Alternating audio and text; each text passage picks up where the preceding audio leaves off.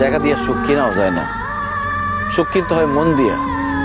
সুখ আসে কলিজা থেকে, সুখ আসে কলিজা থেকে। আমরা সারা জীবন শুধু নকল জিনিসের পিছনে ছুটি, আল্লাহর দেওয়া সূর্যরে বাদ দিয়া আমরা ঝাড়বাতির পিছনে দৌড়াই। টাকা দিয়ে তো তাহলে বড়লোক মানুষটা কবরের মধ্যে টাকা দিয়ে সুখ কিনতো, টাকা দিয়ে সুখ পাওয়া যায় না।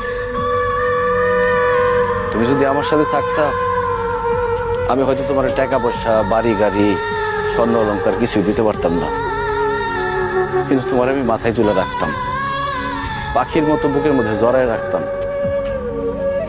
সেটা আমি পারি নাই, তুমি আমার সেই সুযোগ দাও নাই।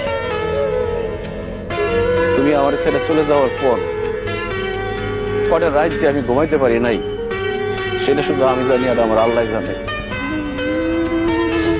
আমি কত চেষ্টা করছি, তোমার কত অনুরোধ করছিলাম, তোমার হাতে ধরছি, পায়ে পড়ছি, কিন্তু তুমি আমার সাথে থাকো নাই, আমার সাথে ছলনা করে চলে গেছো।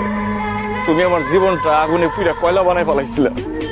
তোমার মতো মেয়েদের জন্য হাজার হাজার ছেলেরা জীবন তো লাশ হয়ে ঘুরে বেড়ায়। আমার আল্লাহ আমারে বাঁচাই দিচ্ছে।